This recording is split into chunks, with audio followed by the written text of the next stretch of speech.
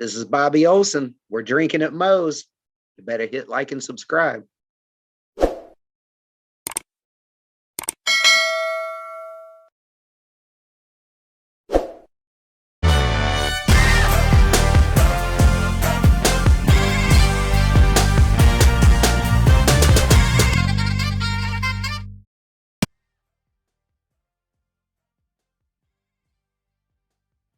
All right, everybody. Want to thank the sponsor today, Reaper Apparel. Want to encourage everybody to break out of the comfort zone, live their best self, which I very much support. They got great apparel, hats, shirts, beanies, hoodies, all that good shit. Be sure when you go on to reaperapparel.com, use the code DRINKIN for 10% off your order. Let's fucking go. All right, everybody. Welcome to Drinkin' at Moe's. Big Mo here. YouTube, like, subscribe, comment, all that good shit, because the pain in the ass algorithm, that is a tongue twister of a word. Definitely helps out with that. We're Apple, Google, most places you can find your podcast. Leave a review. That helps us out there too. But today I have with me a guy that I actually got to run into this last weekend at Wrestling Revolver. Bobby Olsen, how you doing? Brother, doing great. How about you? Oh, I can't complain. That was one hell of a weekend for wrestling. You know, getting to run into you guys again. Man, in Iowa, they got the love for the Wrestling Revolver, don't they? Oh, that they do, man. Those crowds are something. And then you factor in some of the people that were brought in, like you and Crist, like somebody that I was pretty excited to see. The dogs are acting crazy right now, but the second gear crew, I've met Manders, but I've never got to meet the other two. So I tell you what, Mansur's an experience in itself, brother. Oh yeah. Oh man, that is the truth. And hell, getting to finally see them live, and like I responded to a tweet of, I believe it was Mansur's, and I was just like, yeah, seeing you guys live is an experience not to be missed.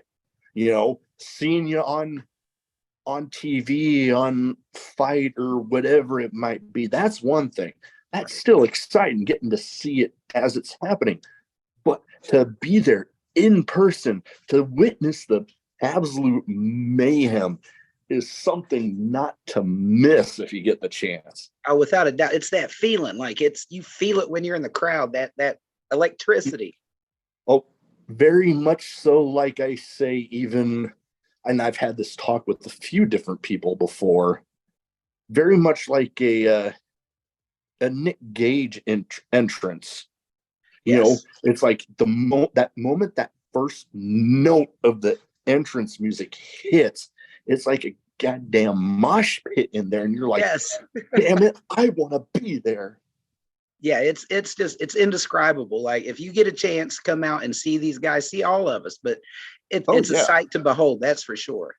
Oh yeah, and you know, you talk, indie wrestling as opposed to some of the, AEW or WWE. You might get lucky and get some tickets for relatively cheap, but then you go to Wrestling Revolver, you can get right up by the ring for what you might be paying up in the upper parts of the lower bowls at WWE shows.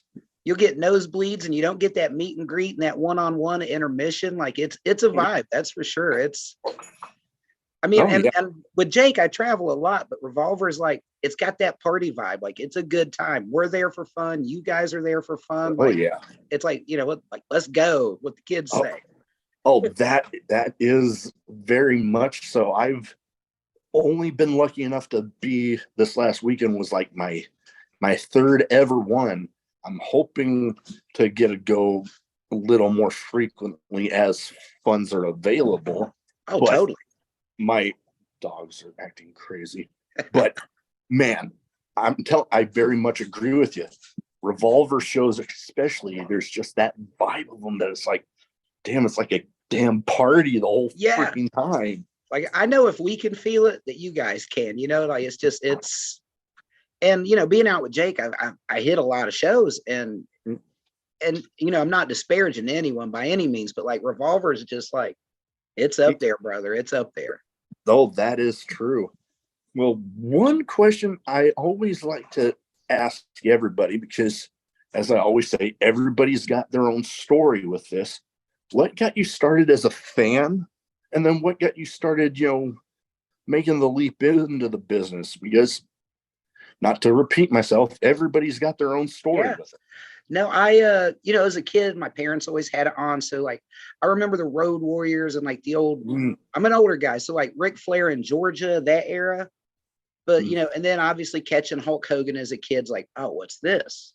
Yeah. And then like, honestly, like Macho Man is what set the hook. That's what brought me to the dance was Randy Savage. Like the package, the look, Liz, the whole shebang. It blew my mind.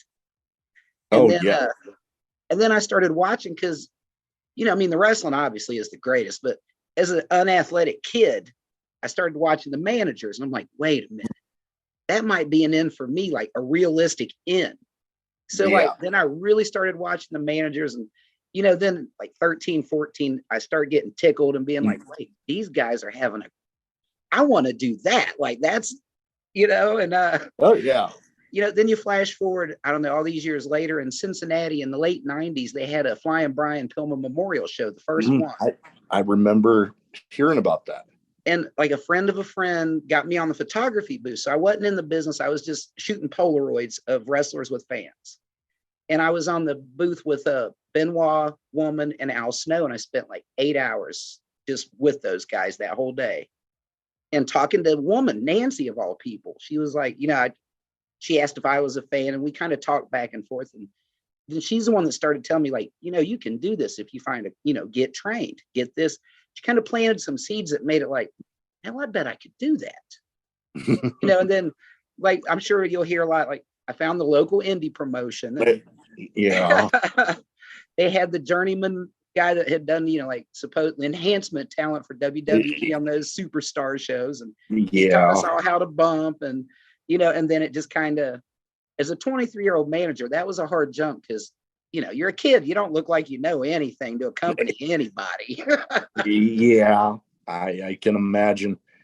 I know for me, very much getting started in the similar era of wrestling, like the over-the-top guys like Hogan, like Warrior, but the guys that really hooked it in for me, I think it was just the whole package of these guys, the Road Warriors, and just the whole spiked shoulder pads and them guys just looking like they could literally knock your damn head off. Yes. And I got to see them live at a Monday Night Raw taping here in Omaha.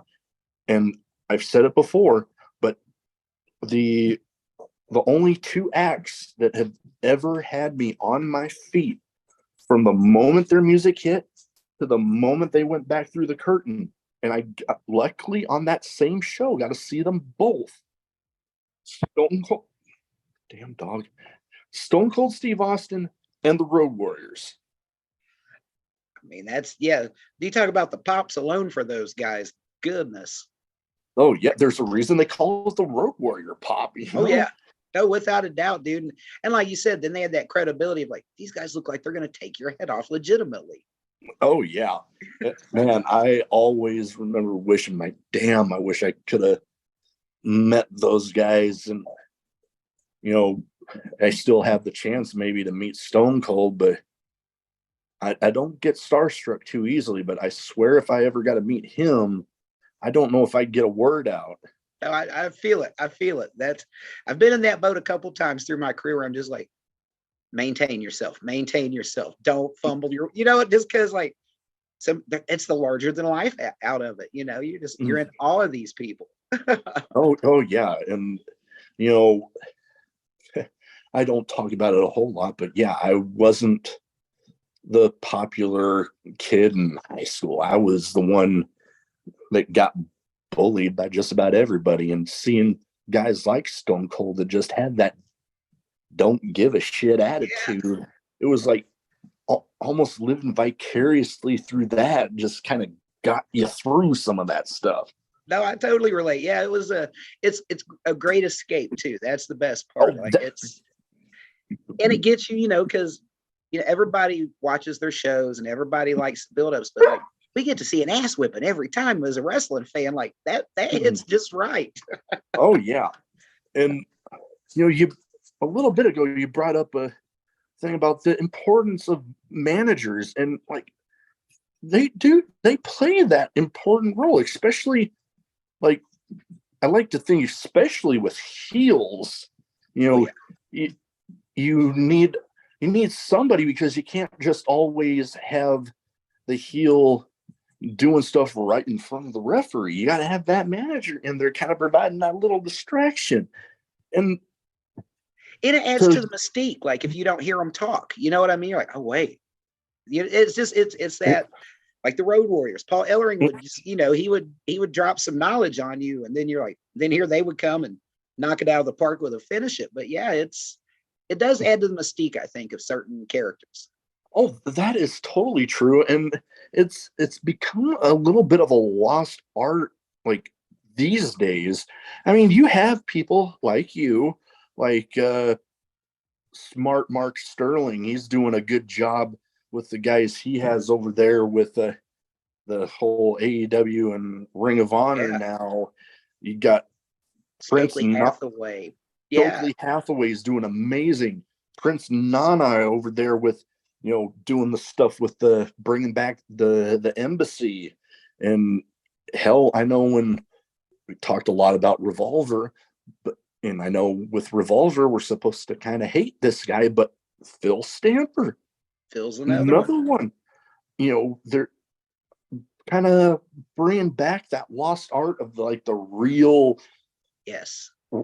the real manager that you believe that it's like that's the guy behind, get kind of somewhat behind the scenes.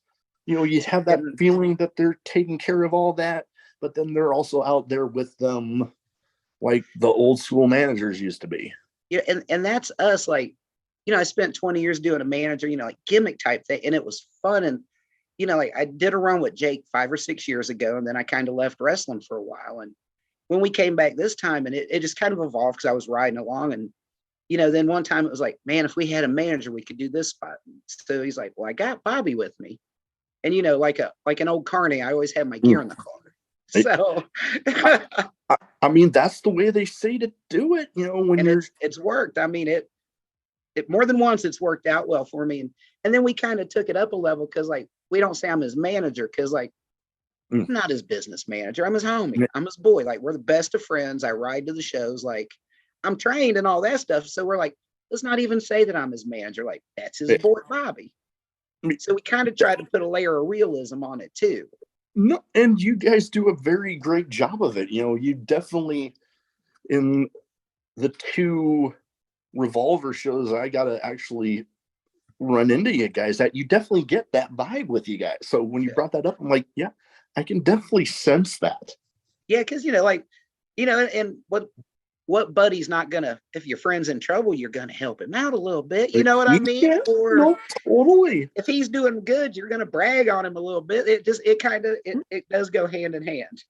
Oh no, totally. And if people go back, and I love talking about this one when I have a couple categories towards the end of the show that I like going into, and I always ask, and I'll ask you this later, about crazy in-match moments.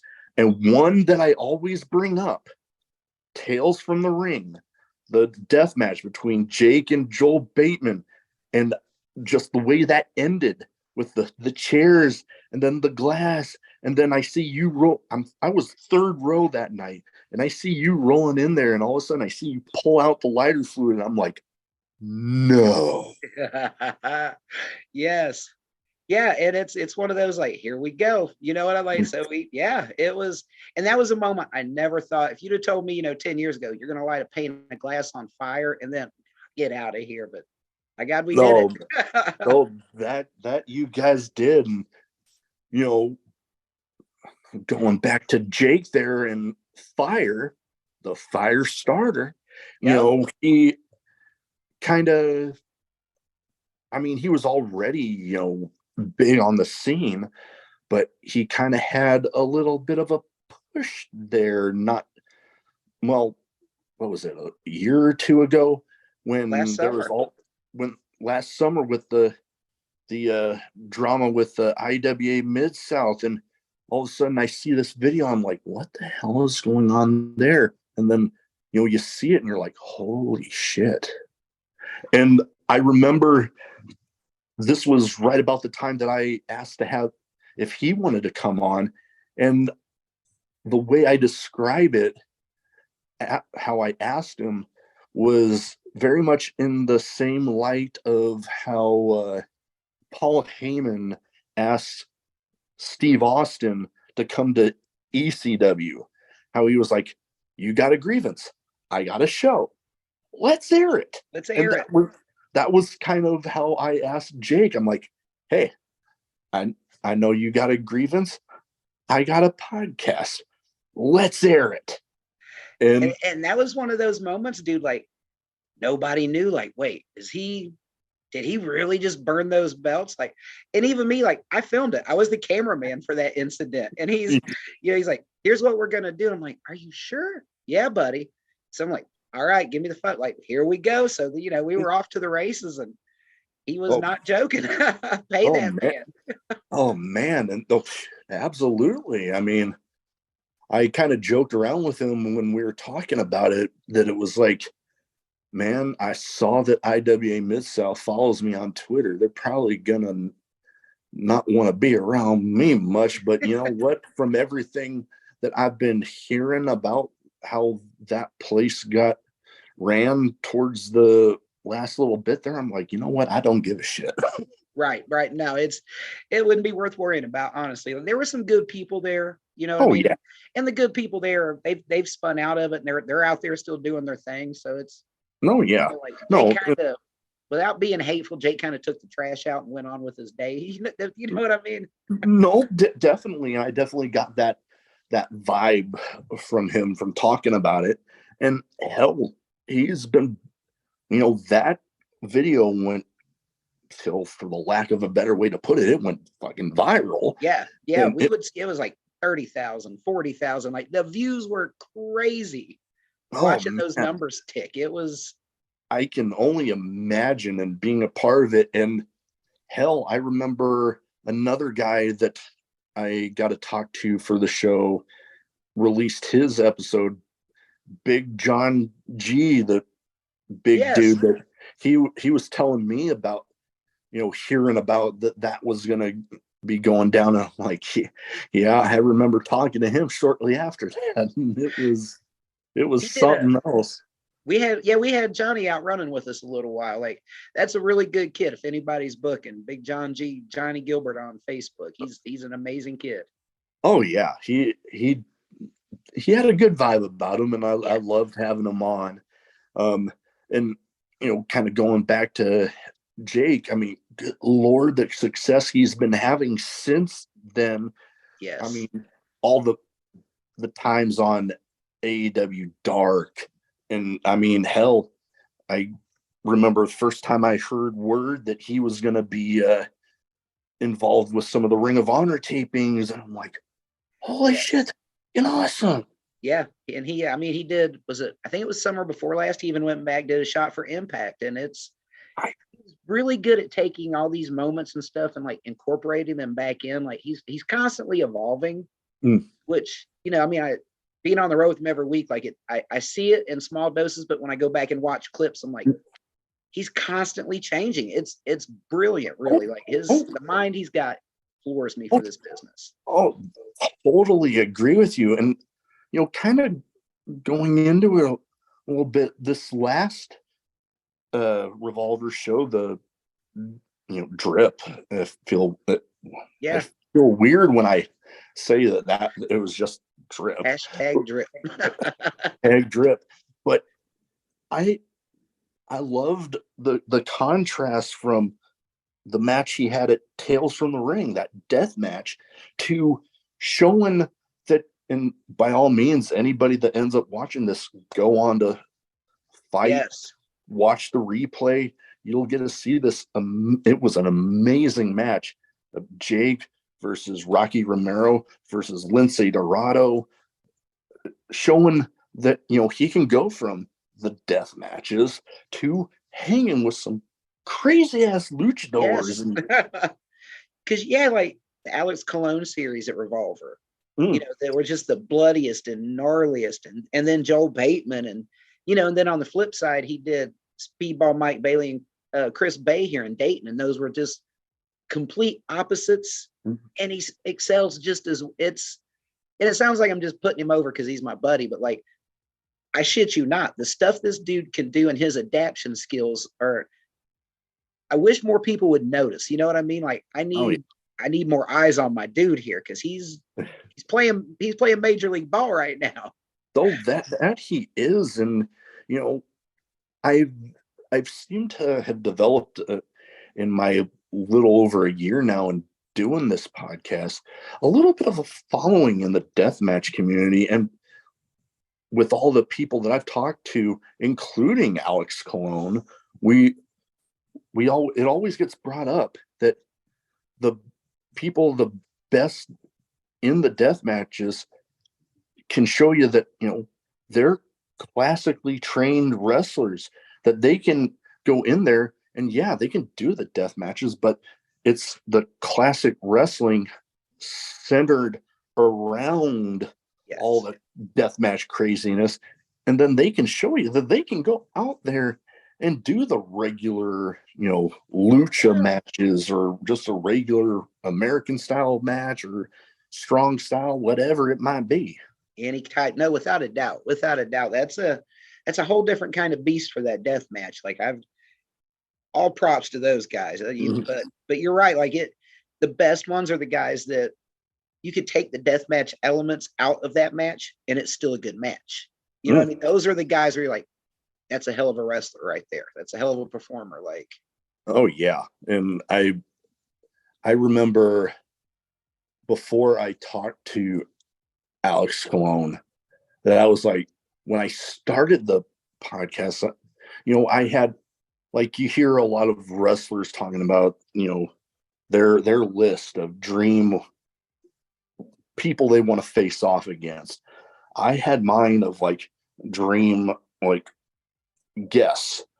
And from, I forget what year it was, but it was one of the GCW shows.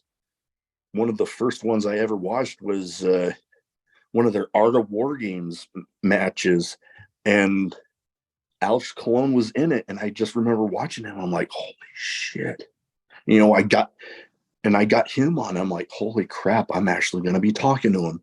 And some of the other people, I mean, I've had some people on that is like, I never thought that in the little over a year I've been doing this so far that I'd be talking to anybody like that. That's awesome, dude. Heck yes. But what's next for you guys? Because I mean, but I'm not one to act like I'm not paying attention, but I do. I have Honor Club and I have it on mute, but as we're talking about Jake, Crist, and the Man Scout. Yes. Yep. That was just from last weekend. I'm glad that's finally going. Oh yeah, their match is on now. So I mean, I'll definitely be rewatching to where I can actually for sure pay attention to it. But I just looked up and I'm like, holy shit, there he is. Speak of the devil. I know, right? What would you say is next for you guys? Because I mean, hell, he's doing his thing all over. And exactly. We've got, I mean, you can go as soon as this weekend. We've got Circle Six in Cleveland, and it's a never ending travel, man. Like we're obviously the sky's the limit. Like the place I want is Jake back on TV. Yeah. If I make it with him, that's a happy side effect. But like I want my boy back on TV where he belongs. And we're just gonna keep hanging and banging and trucking and making towns and stealing shows. You know what I mean? And make sure people know what he's capable of, what we're capable of. Oh yeah, no, Jake is made a huge fan out of me, and just anytime I can be of any help getting the word out about him, the hell. And not only am I a fan of him, professionally in the ring and everything that he's been able to do, but personally too, I'm a huge fan of him because everything he's doing in his personal life. And I make it no secret, a lot of people that have listened to my show have known some of the craziness I've gone through in my personal life the last year. With my wife and I were pregnant, and we were going to be having twin girls, but they ended up getting born premature and only made it about a week. And it was, well, I'm wanting to say it was maybe a couple months after that I went to the Tales from the Ring show. And that was literally one of my first times really out after that. And talked to Jake after, and I'm like, dude, I was already a fan of you, but our little interaction after the show, I'm like, dude, you got a fan for the life in me, man. I'm glad. Like that's like we were saying about wrestling. Like it can take you out of whatever can be going wrong and make you at least give you 10 minutes of just fun, a little smile, a little break. You know what I mean? It's totally. And sometimes that's all anybody going through that stuff. That's all they really need is that. That distraction. That distraction, that momentary little break from whatever. And then they can, I mean, maybe not right away, but they can be like, okay, I got a breather. I can get back out there and tackle it. Yeah. No, like I knew, like I said, I've known him for years. So I knew he was a good dude. And you've probably heard I don't even know if he told you, like the first summer I was out on the road with him, I wasn't even back to managing. I was just riding along and having a good time. He pulled a dude out of a burning truck on the side of the freeway. And I was just like, holy shit. The level of, we're driving down the freeway through, I think it was Charlotte. And there's a car burning on the side of the freeway. And he's like, stop the damn car. And like, before it was like straight out of a movie, like the Dukes of Hazzard style. Jake's out of the car, jumping over the hood of our car, sliding over a guardrail. And he's literally like pulling a man from a burning truck. And I'm like, holy shit, this is a whole different level out of my dude. Like, it blew my mind. Yeah, it was one of those like, that's my dog, mother. You know what I mean? Like, oh no, totally. Definitely one of those proud moments that you're like, holy shit, dude. Yeah. Like I'm still trying to get my fat ass out of the car, and he's already up here saving lives. I'm like, what the hell is happening right now? Like, oh man, totally. Well, like I said, I have two categories I like to kind of round stuff off with.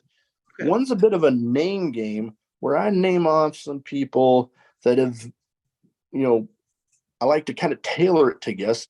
And well, since you've been, had your history being a manager and all that, I figured why not name off some managers throughout wrestling history. You give me your first thoughts on them. Awesome. First one, a guy, a bit of a polarizing figure to many, Jim Cornette. Nobody hate me. I love Jim Cornette. Okay. I mean, you got to know when to listen to and when to filter the bullshit. But that's such a vast wealth of knowledge coming from him.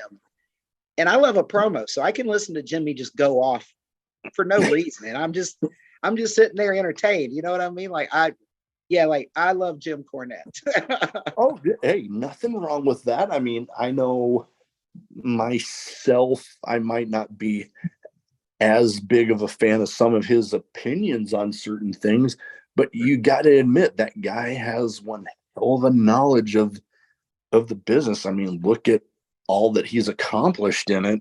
Exactly. That longevity. And I mean, and if nothing else, just him and the Midnight Express, that run together. If he never said a word or did anything other than that, I would still love like manager. He's a great manager. Oh, totally. Next one, a guy that, he has, as of late, been kind of a manager, although now he's back out of it. It was kind of a short stint. JBL. JBL he's another one. Like, he's a great talker. He seemed in that boat where he was kind of overshadowing the guy he was managing, though. Like, I found myself just watching JBL instead of watching the two of them, or you know what I mean? It was, I think he's just like, I don't know that that's his forte. You know, like he was good and he could talk, but Yeah, he kind of overshadowed his guy, I thought. no, I can agree looking back on it. I think if he were wanting to remain in the business, hosting a part of a show or being on commentary, I think that would probably fit him a little bit better than being a manager, because like you said, when you're with his personality, when you hear him talk, you're paying more attention to him than the guy that he's with. Yeah. No, yeah. definitely. Yeah. Next one of the guys that's probably considered one of the all-time greats when it comes to being a professional wrestling manager, Paul Heyman. I love Heyman. Like, I always have this theory when I tell people, like, who's, invariably it comes down, who do you think's the greatest manager of all time? And for me, it's got to be like Bobby Heenan in the golden age and Paul Heyman modern day. Like, I can't differentiate that one's better than the other as far as, like, I love those both. Like, they're number one and all the rest of us are fighting for number two. You know what I mean? Like, I can totally agree. Like, the eras are different, but like they were both so at the top of their game at their points that it's like, I can't. And as we, kind of said about JBL, Paul Heyman, yeah, he can be a talker, but he also knows when to kind of take that step back and just let that guy that he's out there with shine. Because if you're out there with a guy that can talk, trust me, I know, let him talk. Like, let him talk. You can agree and do everything. But if you've got a talker, let that man talk. Oh, totally. And we kind of just talked about the next guy, last but not least, guy right up there, Bobby the Brain Heenan. That's my dude. Like, I grew up on Bobby. He was the first guy that I loved to hate and then just loved. Like, I got to meet him one time, and like, that was just a highlight for me. I got a photo and an autograph hanging on my wall of me and Bobby with his arm around me. It was just one of those moments of I can die and go to heaven now. I've met the Brain. Oh man, that is awesome. Yes, he'll be my all-time. Like I said, Paul, I can business and realistically, like, Paul's the greatest right now, but Bobby is like, he's my guy. Oh no, I can totally agree. And I mean, kind of like Paul Bear, I know he should get an honorable mention to me because like, there was a soft spot for me with the guys like how Jimmy Hart and Hogan, or Paul Bear and Undertaker. Like, there's just something about that. He's designed for him, and they're a great. He should get an honorable mention to me all the time. Oh, totally. When it comes to all-time managers, it'd be hard to not put him in the with conversation. That longevity and like we said earlier, like, it was that case of Undertaker doesn't need to talk. That's what Paul's for, and they just looked cool together. And I knew him when he was Percy Pringle. I remember, as a little kid seeing that, and he would make me laugh then. But like, no, he's maybe not the level with a Heyman or a Heenan, but I really think Paul should get like an honorable mention all the time. Oh, totally agree with you. And going back to Bobby Heenan, he was another one of those guys that I grew up with, kind of doing both the commentary and managing. I saw him through a little bit of both. And I remember, I don't think he was there just yet, but I remember, seeing him through some of the early Raw days and going into WCW. And, I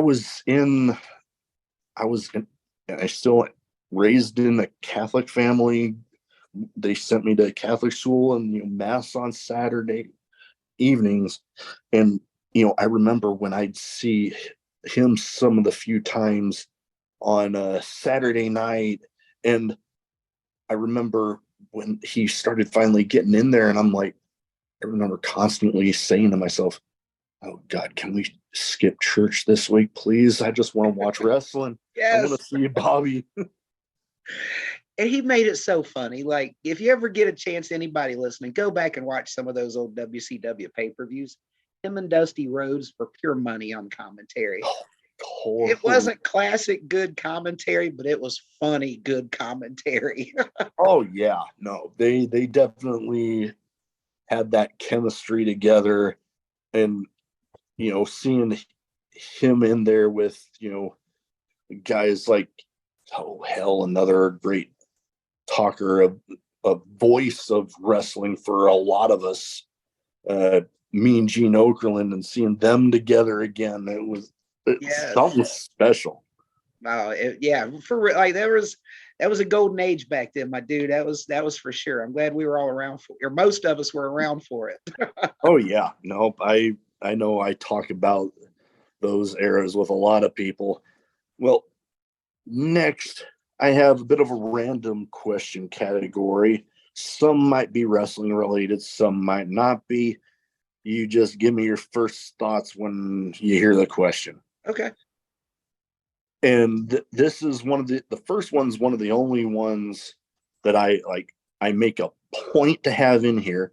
I mentioned one of my favorite, craziest in-match moments that I witnessed involving you and Jake, that death match with the ending. What would you say is another craziest in-match moment that you got to be there to witness?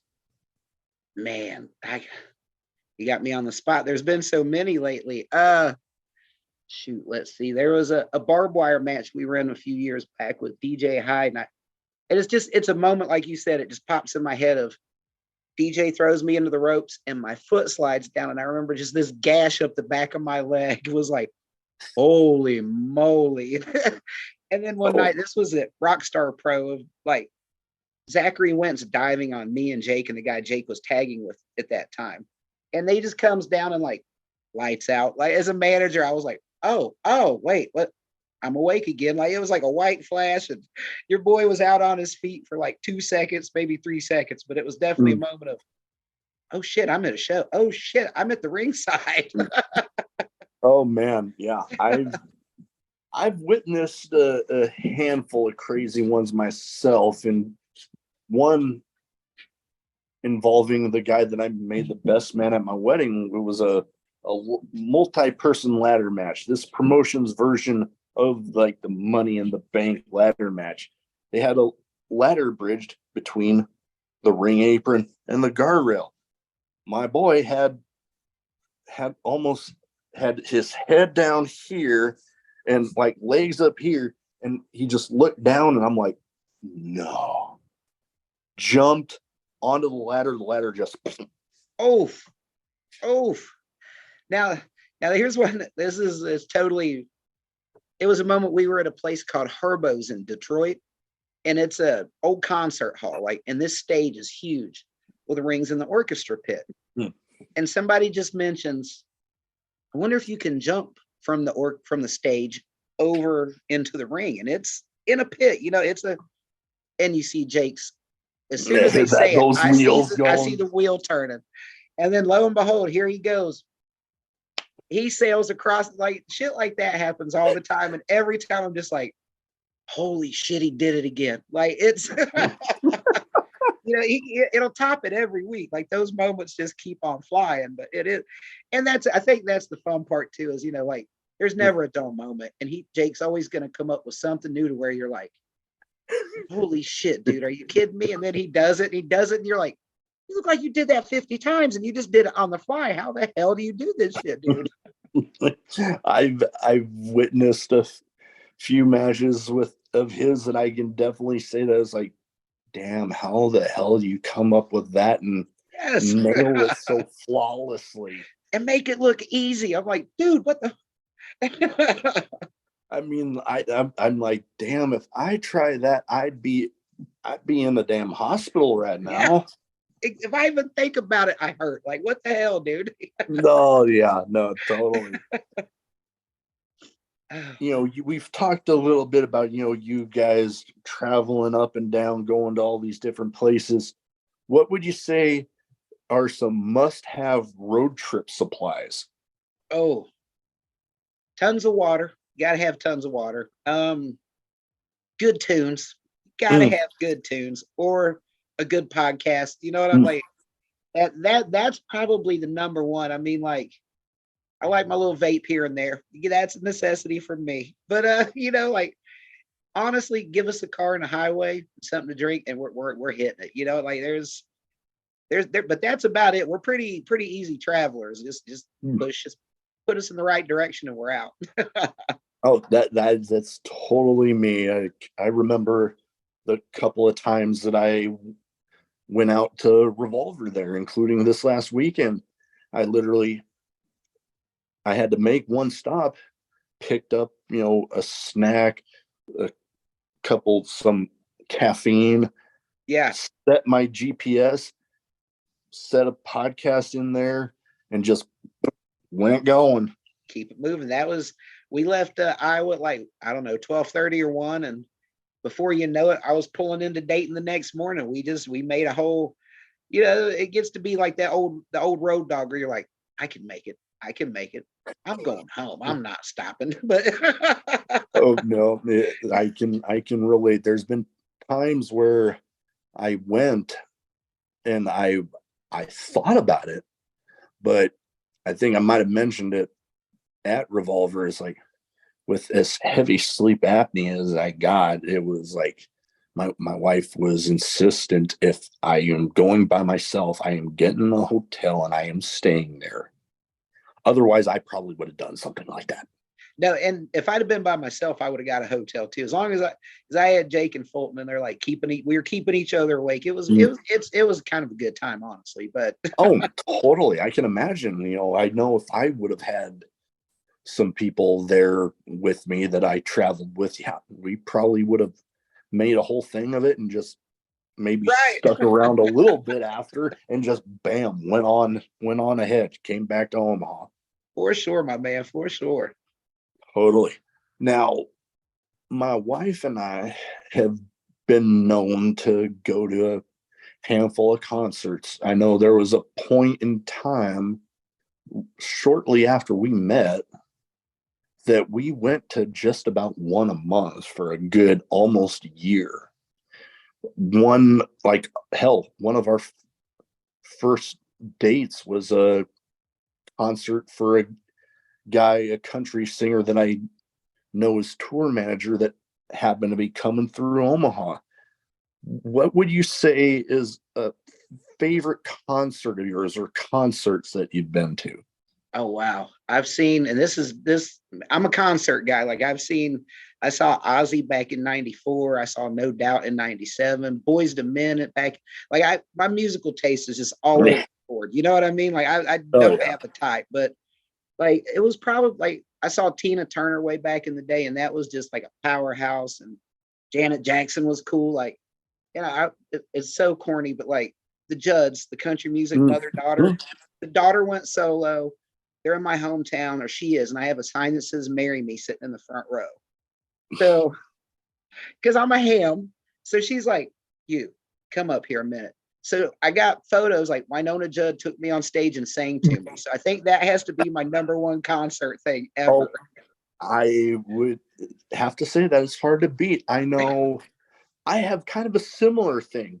When you brought up that story, I thought about bringing up other concerts, but I have to bring this one up because it's kind of a similar story there. This was a few years ago. we have this venue, that outdoor venue by a casino across the river from Omaha, that they do some concert series in the summer. And Dierks Bentley, the country singer, was in town. And I'm like, you know what? I'm such a huge fan of his.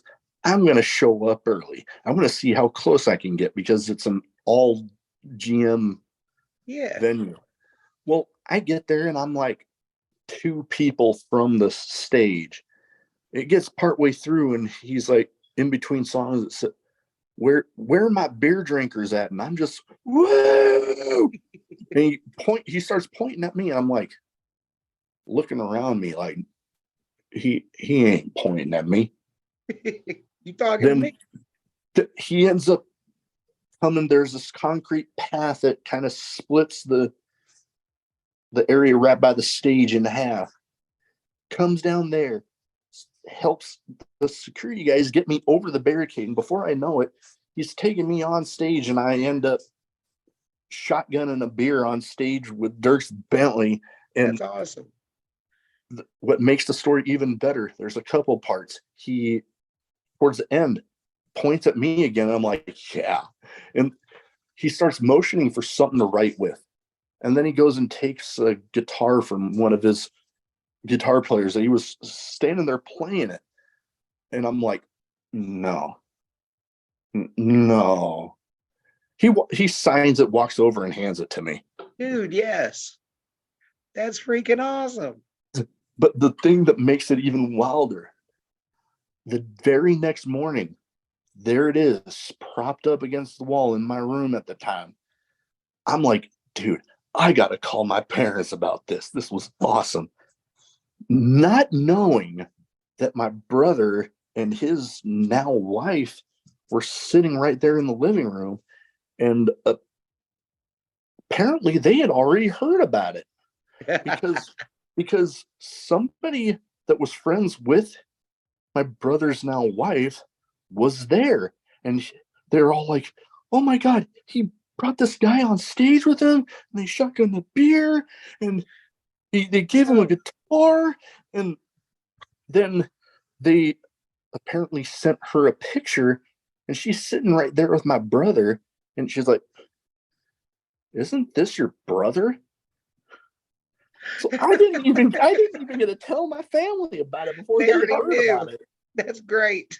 It was wild. But that all-time concert memory for me, although if I have to say 2 other ones that I've been to, Granger Smith, been to him a bunch, friends with his tour manager, but my wife and I've lost count of how many times that we have gone to this guy, Luke Combs. We've been to so many of his concerts, and he is actually having a stadium tour this year. And my wife got us tickets to his stop in Kansas City at Arrowhead Stadium. Nice. In the pit. That's awesome. Oh man, it's gonna be wild. Hell yeah, that'd be dope. She's already said as soon as they open the parking lot, we're gonna be there. Yes.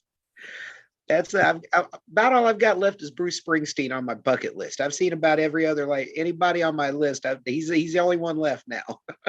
Nope. Yep. I've been lucky enough, bit of a country guy that I am. I've been able to see a handful on my bucket list, including Garth Brooks. I got to see him live a handful of times, including actually we were at his last stop at Arrowhead Stadium. And then they ended up going and coming up here to Lincoln like week or so after.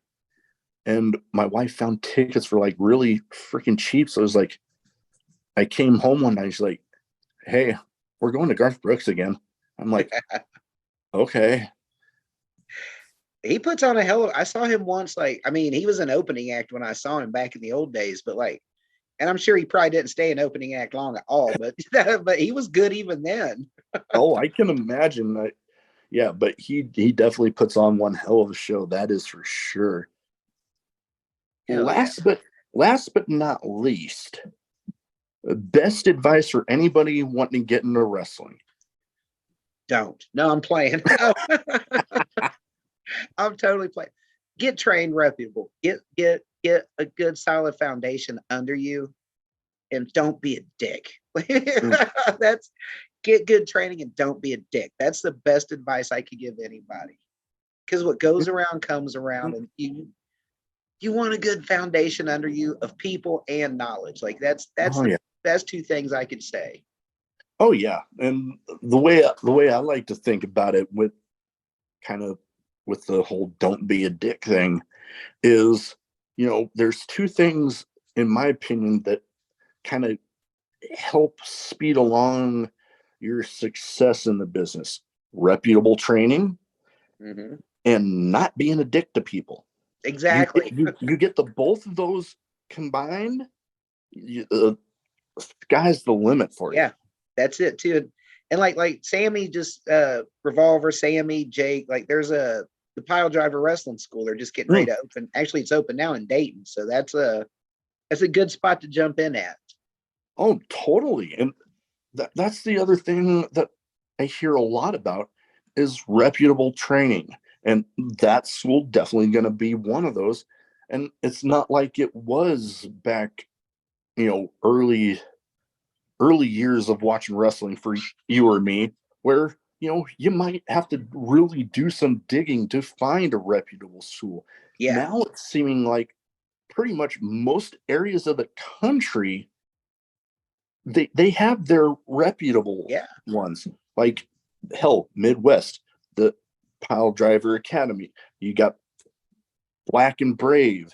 You got, out west, you got Santino's. You got B-Boys promotion and school Level Up. You got all sorts of all over the place. If you just do your homework, if you really want it, you can find and never stop learning. That's the other part too. Like, always keep an open mind. Like, the day you quit learning, just go home. Because you know what I mean? You can always learn something from anybody. Oh, yep. That is nobody's perfect. You can always improve somewhere. Yeah. And hell, we talked a little bit earlier about, some of the best guys in the deathmatch scene, how they're not only can they do the deathmatch style, but they can do regular. They have a little bit of a mix of knowledge there. Yeah. Where, how you pick that up, you learn from whoever the hell it might be. Yeah. And never say, like every opportunity you can get, take it. Like I said, you've seen us like deathmatch one week, technical the next week, the comedy the week at, like, get real rounded. If you can do everything, you can be undeniable.